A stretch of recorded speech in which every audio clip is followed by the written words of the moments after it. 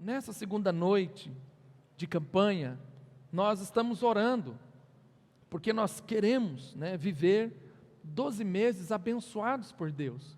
Então esse é um dos motivos principais de estarmos aqui na igreja e você aí em sua casa, nesta noite, acompanhando esse culto de louvor, de adoração ao nosso Deus. E interessante que essa carta de Colossenses, como todas as cartas, todos os livros da Bíblia, ele tem um propósito principal, e a partir dali, você vai tirando várias lições e vários ensinamentos.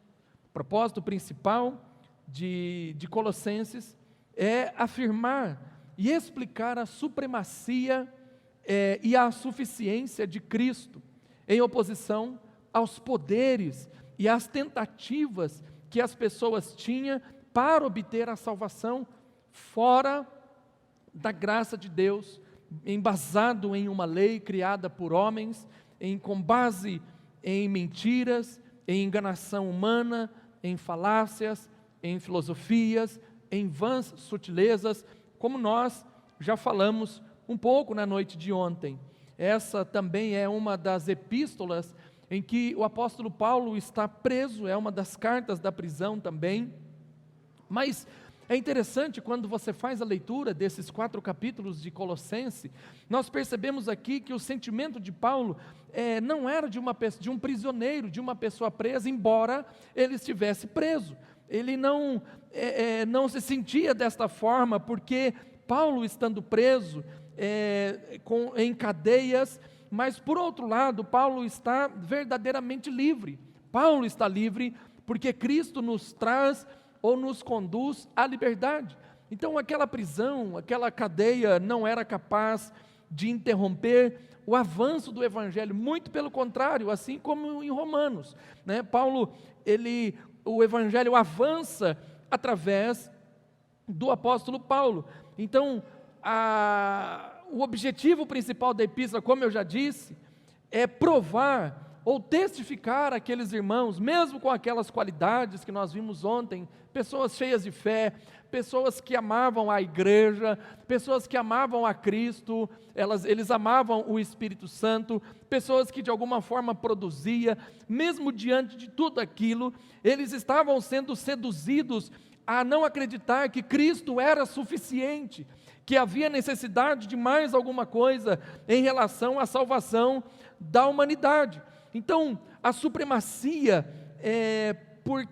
a supremacia de Cristo, ou uma supremacia, por nada é maior, nem melhor, nem superior aos métodos de Deus em Cristo Jesus. Ou seja, Jesus, ele é suficiente para salvar o homem. Basta você crer em Cristo Jesus, uma vez que você professa essa fé, tem essa visão de que Jesus, ele é o Filho de Deus, que ele é suficiente, que não há nada mais que você possa fazer para ser salvo, a não ser entregar os seus caminhos ao Senhor e viver de modo digno do Evangelho, reconhecendo que você é um pecador. Nesse exato momento, a salvação, ela chega até o seu coração, e o seu nome, então, ele é escrito no livro da vida. Então, essa era uma daquelas vontades de Deus que nós conversamos ontem. Qual que é essa vontade de Deus também? Que todo homem chegue ao pleno conhecimento da salvação, que só existe através de Cristo Jesus. E uma vez que eu fui salvo agora em Cristo Jesus, eu preciso me fortalecer para resistir até o final da minha jornada cristã. Então é por isso que Paulo, ele vai falar sobre força, Volto a enfatizar o que eu disse na noite de ontem. A ideia de força, de fortalecer, ela tem esse objetivo principal de nos conduzir até o final de nossa jornada cristã. Então, na noite de ontem, eu falei a respeito da constância na oração. Com base nesse tema, a oração é uma ferramenta que nos fortalece. Ontem nós falamos a respeito dessa constância na oração, com base no verso número 9, e hoje, a oração é uma ferramenta que nos fortalece para andarmos com dignidade diante de Deus. Amém, meu irmão? Então vamos dizer junto, diga aí em sua casa, a oração, ela é uma ferramenta que nos fortalece para andarmos com dignidade diante de Deus. Olha o que diz o verso número 10 de Colossenses capítulo 1. E tudo isso com o propósito de que possais viver de modo digno do Senhor. E aí Paulo continua, aprofundando-lhe, agradando-lhe, aliás, plenamente, frutificando em toda boa obra, crescendo no conhecimento de Deus. Mais uma vez Paulo faz esse link a respeito do conhecimento de Deus. No verso anterior é da vontade, você saber qual é a vontade de Deus, e agora ele vai dizer que andando com dignidade, nós crescemos, além de agradar a Deus, de frutificar e crescer no conhecimento de Deus, isso também gera em nós forças. Então hoje eu quero ministrar isso sobre o seu coração, andar com dignidade diante de Deus. Os colossenses haviam se deparado aqui, meus amados irmãos, com falsos ensinos, que afirmavam fornecer um discernimento especial, e várias revelações iam surgindo a partir daí. É por isso que você vê no texto, por exemplo, ele falando a respeito de santo, de culto de anjos e etc, etc. Então havia um grupo muito forte que estava lançando heresias na igreja e começava com esses falsos ensinamentos. Então Paulo, ele mostra aqui, e ele vai dizer que aqueles que receberam o Espírito Santo, eles têm que ter um entendimento diferenciado, um conhecimento diferenciado. Então ele faz ele se contrapôs, aliás, aos falsos mestres e à verdadeira origem do conhecimento, que é o Evangelho, crescendo no conhecimento. A partir do momento que eles começassem a crescer no conhecimento, eles iam se afastando desses falsos ensinos, iam abandonando a adoração, aquele panteísmo, aquele monte de deuses gregos que existiam naquela região. Eles iam se afastando daquele judaísmo que queria obrigá-los a comer, a se abster de determinado tipo de alimentos, a circuncidar-se, a observar as leis de Moisés e etc. À medida em que eles iam andando de modo digno, eles iam tendo esse conhecimento de Deus, e iam se afastando dos falsos ensinos.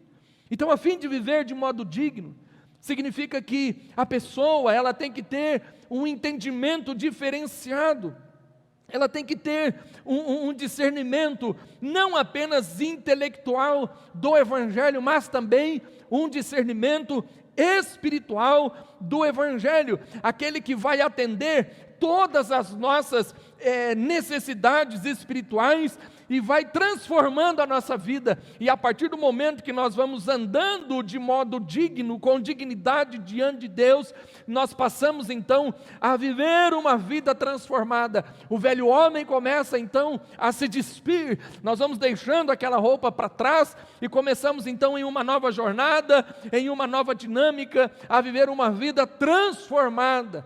E pasme você, quantas pessoas não têm uma vida transformada? Elas até são pessoas de fé, como os de Colossenses, elas até conseguem amar alguém, elas até têm a esperança na vida eterna e etc, mas por falta do conhecimento claro, e por falta de caminhar, de andar com Deus, de viver de modo digno ou com dignidade, essas pessoas, elas provam que elas não foram transformadas, e os velhos hábitos, o paganismo, o pecado, ele vai possuindo esta pessoa cada dia mais, e à medida que ela vai permitindo que as fraquezas se aflorem, tomem conta de si, ela vai se afastando de Deus. Ela não vive mais uma vida digna, ela não anda mais com dignidade diante de Deus. Ela começa a sentir medo, ela começa a sentir remorso, ela começa a sentir o peso do pecado, como Davi mesmo vai dizer que quando ele ocultou os seus pecados, os seus ossos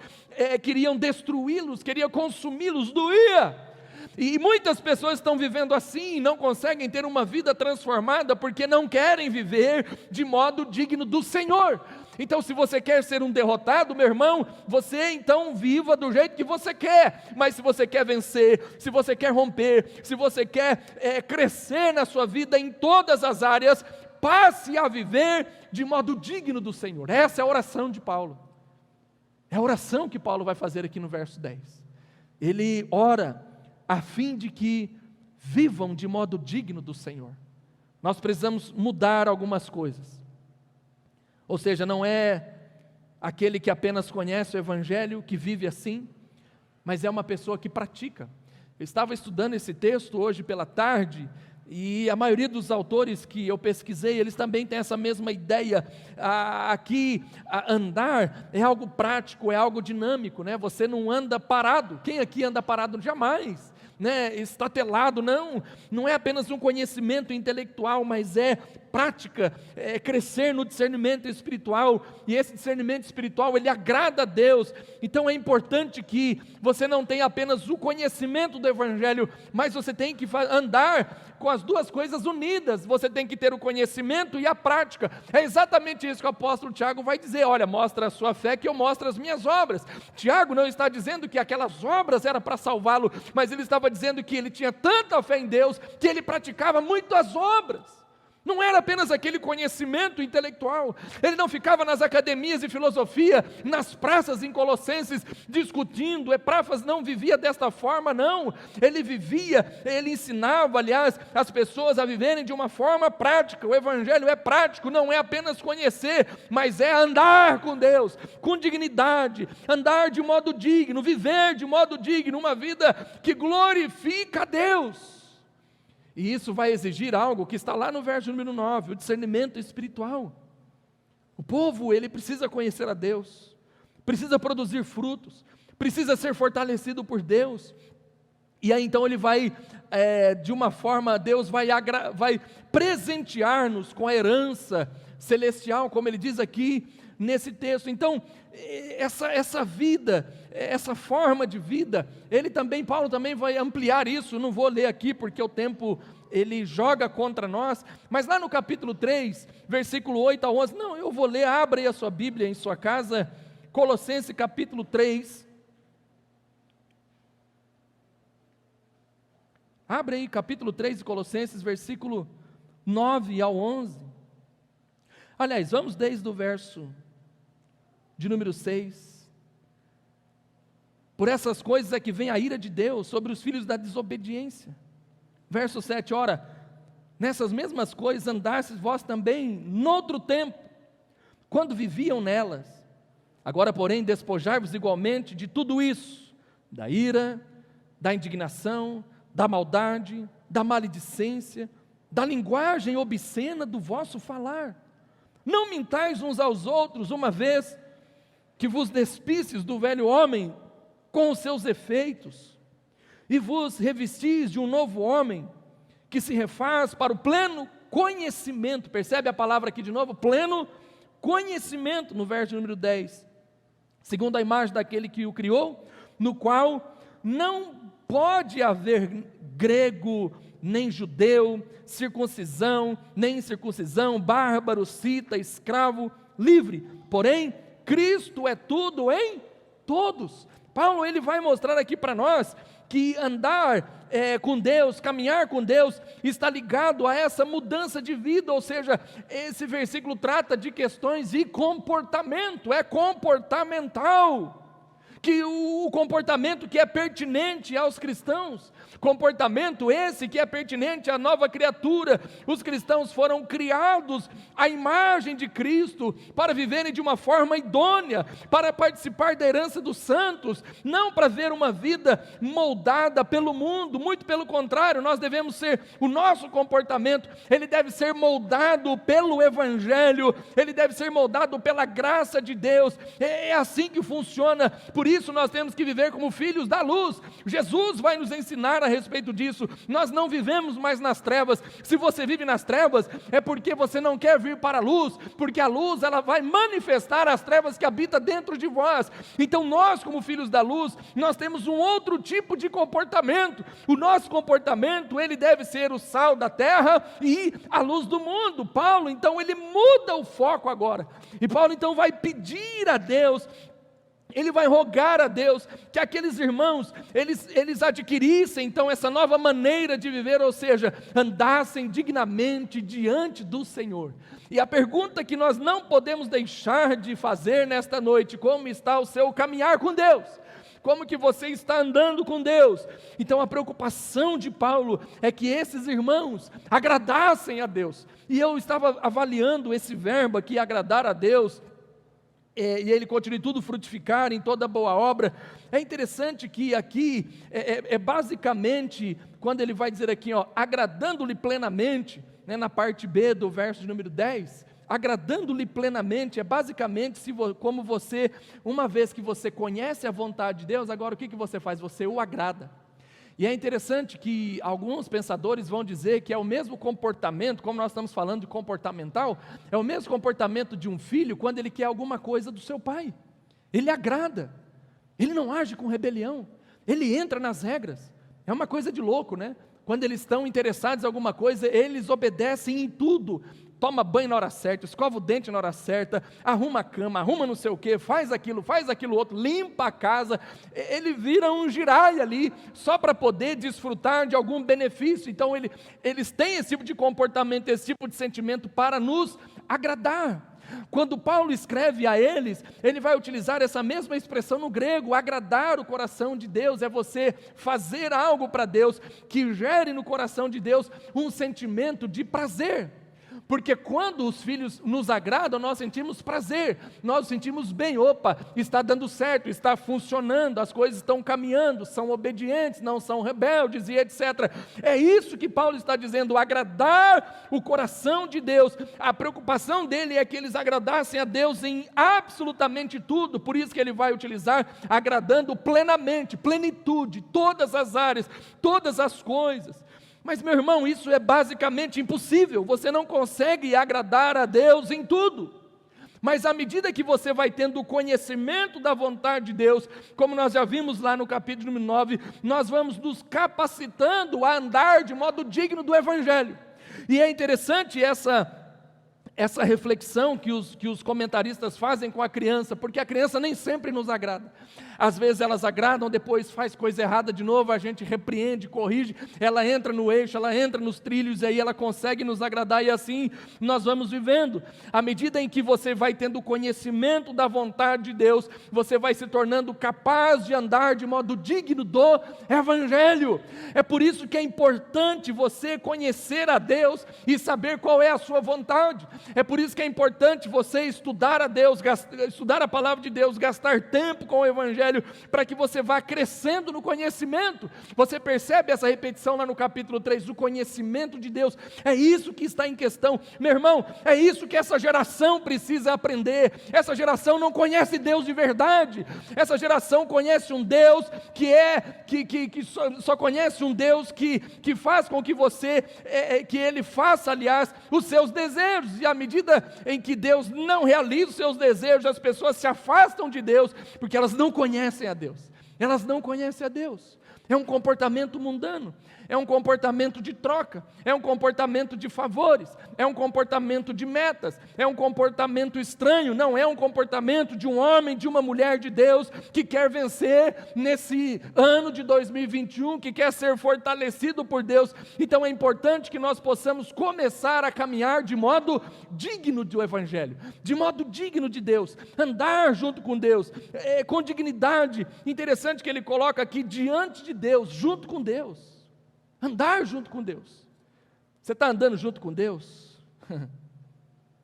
Paulo ele vai mostrar que os falsos mestres da igreja de Colossenses, eles tinham uma perspectiva diferente do verdadeiro Deus, né? Lá não tem como você andar com Deus, porque os deuses do panteísmo, eles são distantes, eles não se relacionam, eles são intocáveis. O nosso Deus permite que a gente toque em suas mãos. O nosso Deus permite, e com a graça dele, de que nós possamos caminhar com Ele. Percebe a diferença? Caminhar com Deus, andar com Deus. Jamais Na filosofia grega você poderia andar com Deus, caminhar com Deus, Deus se manifestar, se fazer homem, estar junto de nós, jamais isso aconteceria. É interessante que para nós andarmos com Deus, nós precisamos nos esforçar. É um esforço diário. Todos os dias você tem que se esforçar. Todos os dias você tem que abrir mão de muitas coisas.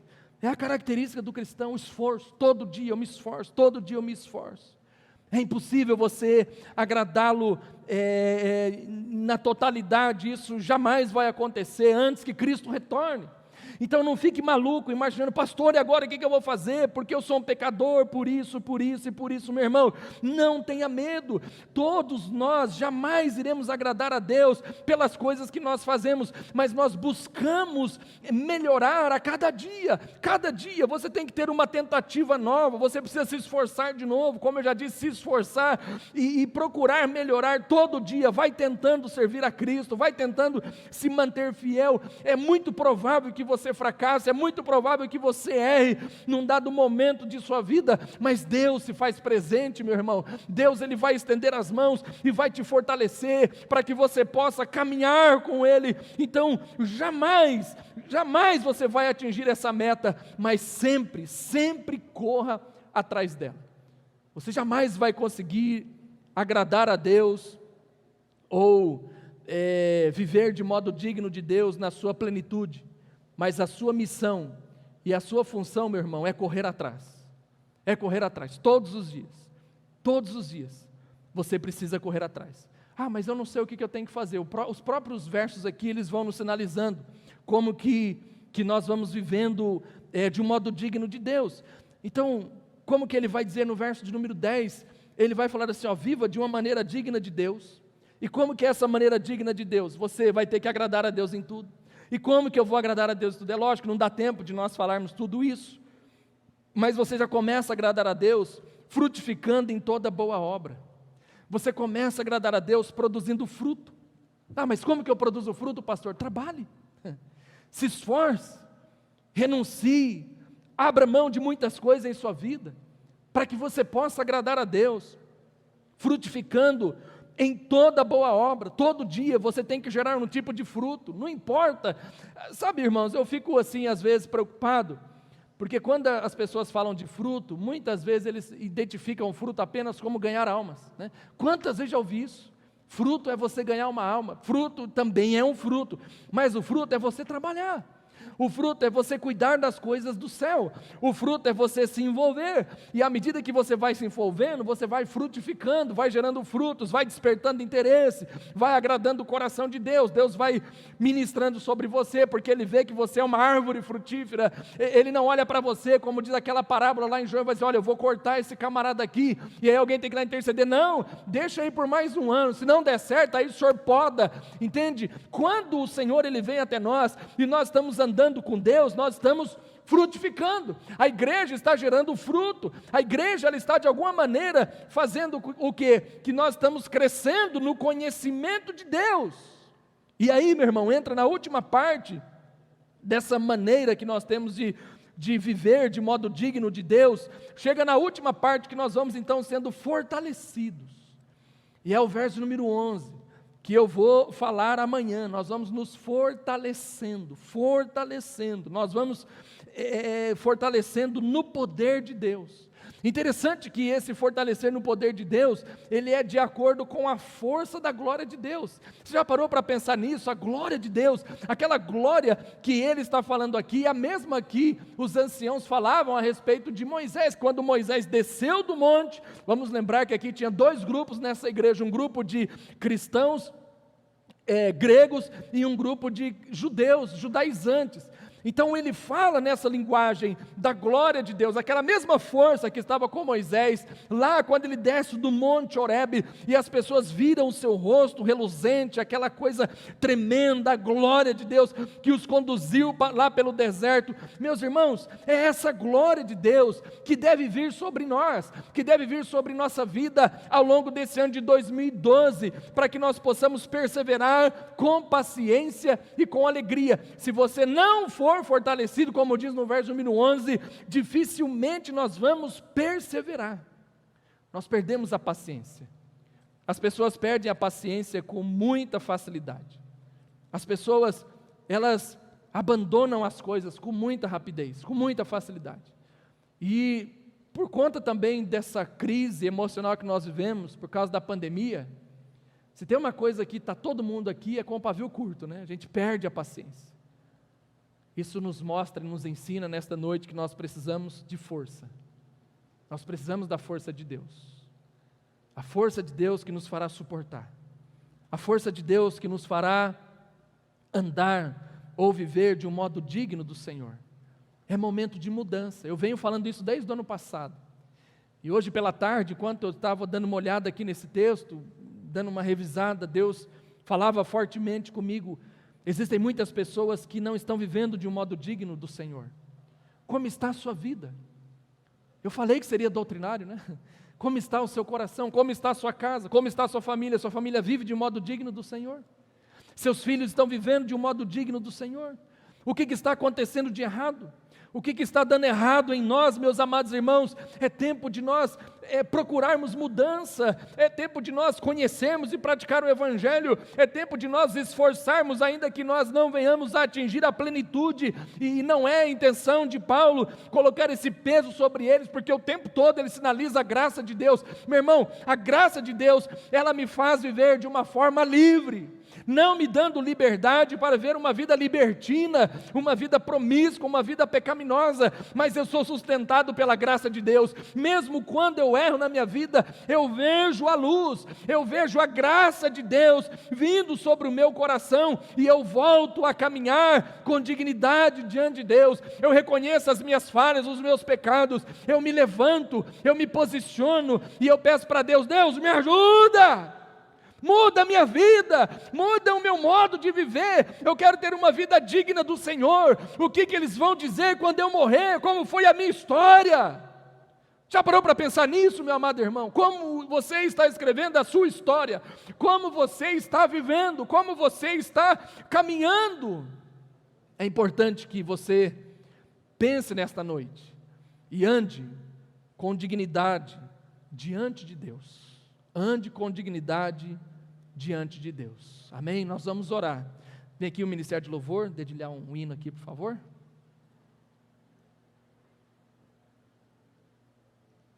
Eu quero separar uns minutinhos aqui para orar por você, meu irmão.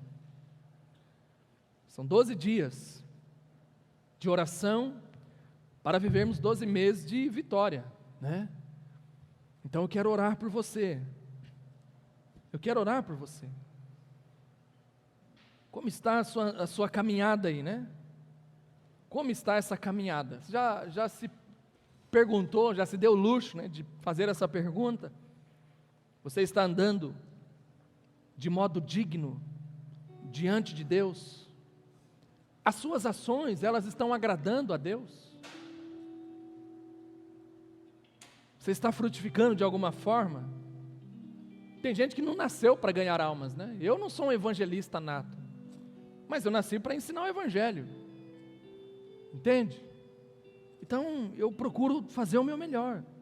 Eu estudo, eu pesquiso, eu oro, eu busco revelação, busco a unção de Deus. Eu também sou falho assim como você é, mas eu tento andar com Deus com dignidade. Eu erro no meio do caminho, e às vezes eu não percebo, mas eu vou ferir alguém, eu vou destratar uma pessoa, vai acontecer alguma situação. É tempo de você pensar nisso. A oração é uma ferramenta que nos fortalece para andarmos com dignidade diante de Deus. Andar com dignidade diante de Deus. Aleluia. Aleluia. Você está se esforçando? Você está pelo menos tentando, meu irmão? É uma questão de comportamento. É o meu comportamento. São as minhas decisões. São as minhas escolhas, que elas vão me afastar ou me aproximar de Deus. Você não chega diante de Deus de qualquer maneira. Isso não existe. O que nos aproxima de Deus é Jesus, é o Filho, né? É Ele que nos conduz até o Pai. E a partir desse momento, agora eu tenho que caminhar, eu tenho que viver de um modo digno. Mas eu quero dizer para você nesta noite, se esforce mais. Se esforce. Precisa mais, não está bom não. Não ache você que está bom, porque não está. Eles achavam que estava tranquilo, tendo bastante fé. Eles achavam que estava tudo bem, né? Além da fé, ter o amor. Olha que qualidade, esperança na vinda de Cristo. Os 3 principais dons que Paulo coloca lá em 1 Coríntios. Eles têm. A igreja de Colossenses tem, amavam a Deus, amavam os irmãos, tinham a esperança, tinham a fé, mas não se esforçavam para andar com dignidade diante de Deus. Aproveita essa oportunidade que Deus está te dando hoje e mude algumas coisas em sua vida. Comece em você. Nós temos uma mania feia de exigir que as pessoas mudem, de exigir que o comportamento de determinada pessoa, ele mude. Nós somos religiosos mesmo, não adianta. Aí a gente começa a questionar determinadas coisas de algum irmão, mas a trave no nosso olho é enorme e nós não mudamos. E criticamos e queremos fazer com que aquelas pessoas se enquadrem dentro de uma caixa religiosa. E isso não dignifica em nada a Deus, não glorifica, não agrada o Senhor nosso Deus. O propósito da oração é para que vivamos de modo digno diante do Senhor. E você é um filho da luz. Estamos começando um ano, estamos vivendo dias difíceis, dias perigosos, mas é importante que alguma coisa em nós possa mudar ao longo desta campanha. Que Deus fortaleça você, para que você mude. Que Deus fortaleça você, para que você seja uma pessoa idônea, participante da herança dos santos, uma pessoa cheia de graça, de esperança, de prática, uma vida de prática. Meus irmãos, nenhum poder no mundo pode invalidar a sua credencial, que é de estar em Cristo Jesus, como ele vai dizer no verso número 2 do capítulo 1. Mas você precisa mudar, você precisa buscar esse conhecimento de Deus, para que você se fortaleça, para que você cresça na sua vida. Os falsos ensinos resultavam ali em Colossos em covardia, mas o ensino verdadeiro fortalecia aqueles homens para viverem com fé e coragem. Que nesta noite o Senhor, Ele encha o seu coração de paz, de alegria, de fé e de coragem, e comece a praticar hoje essa mudança. Encontre aí na sua mente, no seu coração, em sua vida, o que você precisa mudar para melhorar a sua vida, para que você viva o modo digno do Senhor. Procure, pesquise, anote num papel, cola lá na geladeira, cola em qualquer lugar onde você visualiza o tempo todo, e aí você diga para si mesmo: olha, eu preciso mudar, é aqui, para que eu agrade plenamente a Deus. E aí, meu irmão, está tudo certo. Você está abençoado, e Deus estará cada dia mais fortalecendo a sua vida, fortalecendo a sua casa, fortalecendo a sua família. Não pense que determinado comportamento seu, que não é mais levantado como voz profética, agrada a Deus, porque muitas vezes não agrada, e isso te torna indigno do Senhor. Mas que nesta noite haja uma mudança em seu coração, e você ande com dignidade diante de Deus. Eu te convido a colocar-se de pé, e nós vamos orar ao Senhor nosso Deus.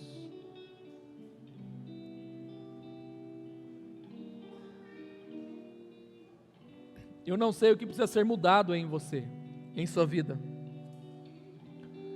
mas eu sei que precisa de mudança. Isso eu sei. Todos nós precisamos. Eu não sou melhor do que você, nem você é melhor do que a mim. somos iguais.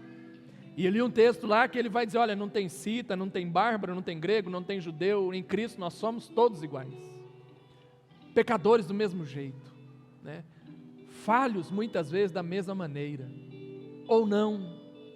O mais importante é você buscar a mudança para viver de modo digno do Senhor e agrade plenamente o coração de Deus. Pai, nós estamos aqui nesta noite, Senhor, em nome do Teu Filho Jesus. Se nós queremos vencer, ó Pai, nesse próximo ano de 2021, nós precisamos mudar algumas coisas. Senhor, e eu creio que o Teu Santo Espírito está aí agora, ministrando ao coração desse homem, desta mulher, o que necessita de mudança. E andar de modo digno diante de Deus significa em conhecer o Evangelho e a praticá-lo. Senhor, está extremamente relacionado a comportamentos. E muitas vezes, ó Pai, o nosso comportamento, ele não é um comportamento que glorifica a Deus. Quantas vezes nós nos deparamos com os nossos erros, com as nossas falhas, com as nossas limitações. E isso traz um desespero ao nosso coração, porque parece que nunca muda, parece que nunca dá certo, parece que nós sempre erramos, e de fato isso acontece, porque nós somos pecadores, mas Deus nos ajuda, nos fortaleça, Pai, para que nós possamos nos esforçar mais, e à medida que nós vamos nos esforçando, nós vamos buscando bater metas diante do Senhor. Eu sei que jamais nós vamos atingi-las, mas nós sempre vamos correr atrás e buscar viver em novidade de vida, abandonando, Senhor, tudo aquilo que nos afasta de Ti, as velhas práticas, os velhos comportamentos, o pecado que nos aprisiona. Paulo estava preso, mas ele estava preso apenas fisicamente, mas ele estava livre diante do Senhor, embora fosse um pecador, porque ele conhecia a sua vontade, ele conhecia o Evangelho, ele conhecia ao Senhor. Pai, à medida que nós vamos te conhecendo, nós vamos nos libertando, nós vamos libertando dos vícios, nós vamos libertando das mentiras, nós vamos libertando da ganância, nós vamos libertando da sexualidade pecaminosa, nós vamos libertando de dívidas, de ansiedade que acumula essas crises. Senhor, que nesses 21 dias o Teu povo te conheça mais, e eles sejam fortalecidos pelo Senhor. Pai, ajuda-os, ó Deus, ajuda essa igreja a viver de um modo digno do Senhor, que os nossos vizinhos possam ver em nós, ó Pai, um testemunho vivo do Evangelho, da luz, daqueles que se esforçam para melhorar na vida, em todas as áreas, ó Deus, não apenas, Pai amado, na área financeira, no sucesso empresarial, não apenas como chefe de família, mas em todas as áreas. Nos ajuda a melhorar, Senhor, nos ajuda a melhorar no nosso relacionamento entre os irmãos, a melhorar no nosso relacionamento como líderes. Quantos líderes são displicentes, Senhor, são altivos, são arrogantes. Meu Deus, muda o comportamento dessas pessoas. Senhor, nós precisamos ser servos, nós nascemos para ser servos, para Te servir, e não para sermos servidos. Por isso, Pai, eu quero viver de um modo digno do Senhor. A igreja que eu sou pastor, ela precisa viver de um modo digno do Senhor, Pai.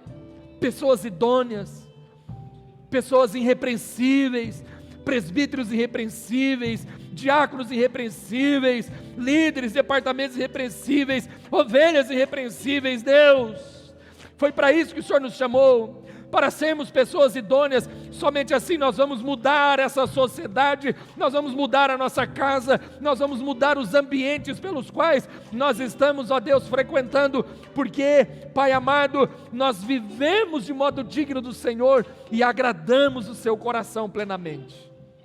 Eu abençoo, Deus, essa segunda noite de campanha.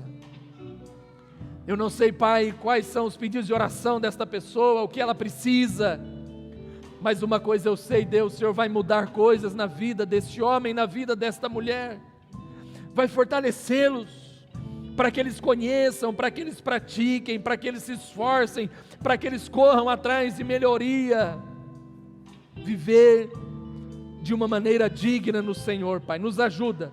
Nós não somos capazes sozinhos, jamais, jamais, jamais.